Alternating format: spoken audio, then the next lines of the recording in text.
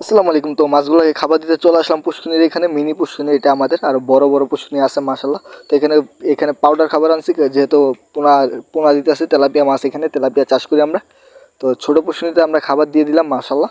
তো এখানে মাছ আস্তে আস্তে চলে আসতেছে, আর কালকে আগামীকাল এখানে আমি এটার জন্য আর কি শ্যাওলা বানাবো। তো এখানে চলে আসলাম বড় পুষ্কিনিতে খাবার দিয়ে দিলাম মাশাল্লাহ। আর বড় পুষ্কিনির পানিগুলো একটু ঘোলা হওয়ার কারণ হইল গা, ডেজারের পানি পড়তেছে, ময়লা পানি বালুর, আবার ইভেন্ট আপনার ইয়া পড়তেছে, বৃষ্টির যে ময়লা পানি সেগুলো পড়তেছে, সেজন্য চুন ভিজাইছি আমি আগামীকাল।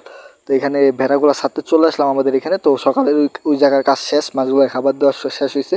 তো এখানে ভেড়াগুলো ছেড়ে দিলাম মাশাল্লাহ। তো ভেড়াগুলো এখানে চলে আসছে, আর ওই যেটা বেবি হয়েছে যেটা, তো ওইটা আলাদা রাখছি, যে না হলে গুতাগুতি করবে বাচ্চাটার সাথে।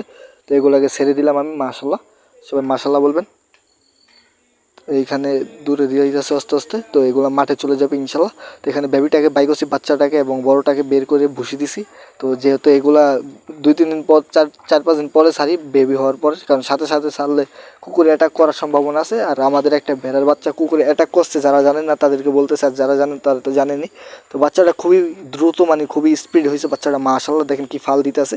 তো এটাও আশা করি খুব ফ্রেন্ডলি হবে। আর আমি এগুলোর সাথে আমি খুবই বেশি করি, সেজন্যই বললাম যে ওইটার সাথে আমার খুবই আবেগ জোরে আছে, যেটা মারা গেছে যাই হোক। তো এটার সাথে খুবই আমি দুষ্টামি করতেছি এটার সাথেও। এখানে শুকনা দানাদার খাবার দিয়ে দিলাম। তো কিছুক্ষণের ভিতরে আর কি, কিছুক্ষণের পরে আর কি ঘাস দিয়ে দেবো। তো এখানে আমি খাইতে বসছিলাম সকালে, এগুলোর কাজ শেষ করে।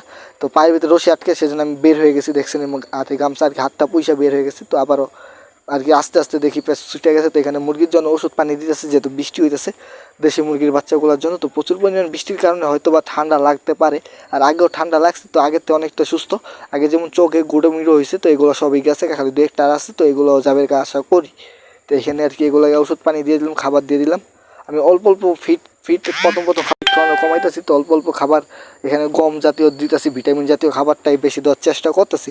তো এখানে গম দিছি, চাল দিছি, তো এগুলোই দিছি। আর এখানে আমাদের যে ফেন্সি কবুতরগুলো, এগুলোকে খাবার দিয়ে দিছি। তো তো এই পর্যন্ত ভিডিওটা, এগুলোকে ঘাস দিয়েছি আজকের জন্য এই পর্যন্ত। আল্লাহ হাফেজ।